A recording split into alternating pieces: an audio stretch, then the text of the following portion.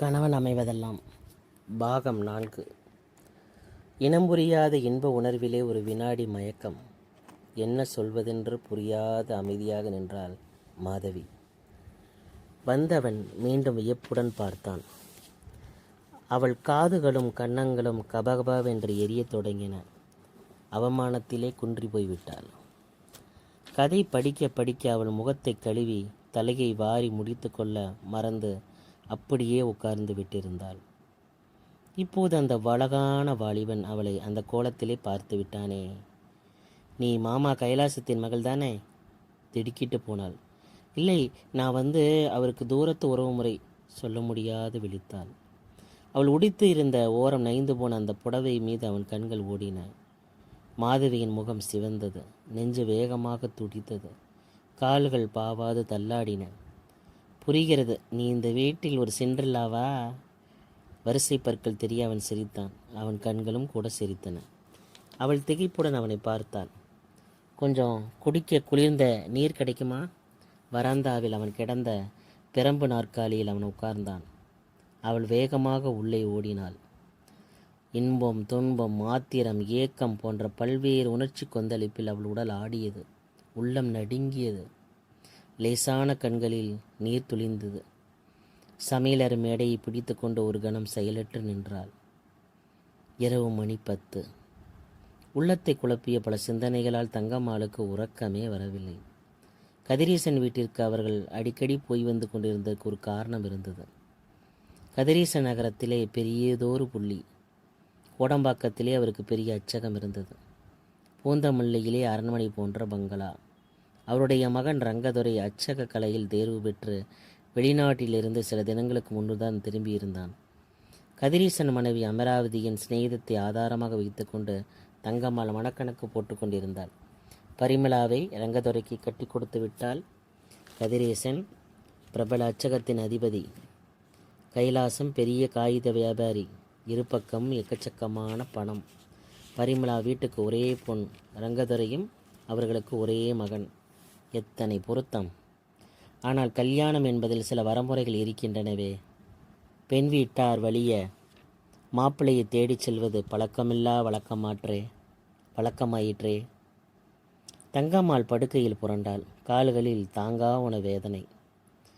அமராவதி அடிநாளில் பாட்டனுடன் இலங்கையில் பல ஆண்டுகள் தங்கி வளர்ந்தவள். மேல்நாட்டு பழக்க வழக்கத்திலே ஊறி போனவள். ஆங்கிலம் கலக்காது பேச தெரியாதவள்.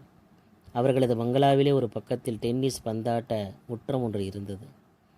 டென்னிஸ் விளையாட்டினால் உடல் எடை குறையும் என்று வருங்கால சம்பந்தியம்மாளின் வற்புறுத்தலை தட்ட முடியவில்லை.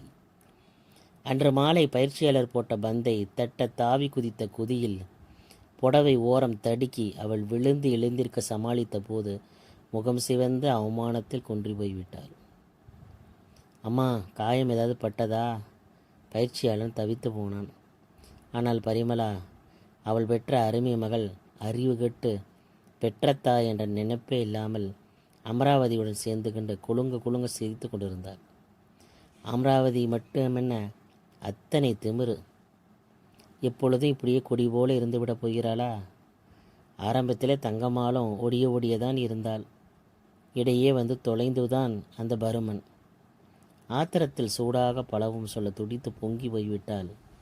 அவள் கைக்குட்டையால் வாயை பொத்தி கொண்டு அமராவதி அருகில் வந்து நின்றபோது வருங்கால சம்மந்தியாயிற்று என்று வாயை அடைத்து கொண்டு புன்முறுவலிக்க வேண்டியிருந்தது. எல்லாம் பரிமளாவின் நன்மைக்காக தான். ஆனால் அந்த பெண்ணிற்கு ஏதாவது புரிகிறதா?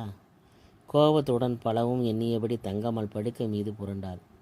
வெளிவராந்தாவிலே மெல்லிய காலடி ஓசை கேட்டது. வீட்டு வேலைகளை முடித்து கொண்டு மாதவி இறங்கி வந்து கொண்டிருந்தாள். அவர்கள் முன்பு வசித்த சிறிய வீட்டில் மாதவி சமையலறை தரை மீதுதான் தூங்குவது வழக்கம். இப்போது அவள் நிலையில் ஒரு சிறு முன்னேற்றம். புதிய வீட்டில் உட்கரண அறைக்கு பக்கத்தில் இருந்த ஒரு சிறிய அறையை அவள் பயன்படுத்த கொடுத்திருந்தார்கள். ஆனால் இரவில் அவள் பரிமளாவுக்கு துணையாக மாடியில் அந்த பெரிய படுக்கையறையில் தான் உறங்க வேண்டும் என்பது கைலாசத்தின் கட்டளை. இளவயது பெண்கள் இருவரும் ஒருவருக்கொருவர் துணையாக இருப்பதுதான் முறை என்பது அவரது எண்ணம். தங்கம் அவளுக்கு இந்த ஏற்பாடு சிறிதும் பிடிக்கவே இல்லை. பரிமளாவுக்கு சமமாக அந்த அழகான அறையில் கட்டிலின் மேல் மிருதுவான பஞ்சனையில் அனாதை பெண் மாதவி படுத்து உறங்குவதா? இவருக்கு புத்தியே கிடையாது. யார் எங்கே வைக்கணும்னு யோசனையே கிடையாது. உள்ளூர வெகுண்டாள். ஜன்னல் ஓரமாக தரையில் பாயை விரித்து, நீ படுத்துக்கோ, பக்கத்தில் காதுகிட்ட குரட்டை விட்டால் பரிமளாவுக்கு பிடிக்காது தெரியும் இல்லையா, எச்சரித்தாள் தங்கம்மாள். மாதவிக்கு புரிந்தது. அவள் அந்த வீட்டில் சம்பளமில்லாது அமர்த்தப்பட்டு இருக்கும் வேலைக்காரி. எஜமானிக்கு சமமாக சலுகைகள் எதிர்பார்க்க முடியுமா? காலடி ஓசை அருகில் கேட்டது. மாதவி, என் கால்களை சித்த பிடிச்ச உடன் ஒரே வலி, கூப்பிட்டாள் தங்கம். இருட்டில் மெல்ல தடவி கொண்டு மாதவி அருகில் வந்து உட்கார்ந்தாள். தங்கம்மாள் கட்டிலை விட்டு தன் கனத்த சரீரத்தை மொசைத்தரை மீது கிடத்திருந்தாள். மற்ற நாளாக இருந்தால் மாதவிக்கு அந்த உத்தரவு மிக அலுப்பை கொடுத்திருக்கும். ஆனால் அன்று அவள் மனதில் கட்டுக்கொள்ளாத மகிழ்ச்சி. அப்படித்தான், அப்பா நல்லா அமுக்கி பிடி, பெருமூச்சு விட்டாள் தங்கம். தூண்கள் போன்ற அந்த கால்களை பிடித்து விட்டு கொண்டிருந்த மாதவியின் பார்வை ஜன்னல் வெளியே வானத்தின் மீது படிந்தது. பல உருவங்களாக நகர்ந்த மேக கூட்டத்தின் ஊடே கண் சிமிட்டிய விண்மீன்களை பார்த்து அவள் தனக்குள்ளே புன்னகைத்து கொண்டாள். அன்று மாலை வந்துவிட்டு போன அந்த வாலிபன் அவன் சிந்தனை முழுவதும் நிறைந்து விட்டிருந்தான். சிண்ட்ரெல்லா விளையாட்டாக அவன் சொன்னபோது அவள் நெஞ்சு எப்படி படபடுத்தது. மூச்சே நின்றுவிடும் என்ற பரவசம்.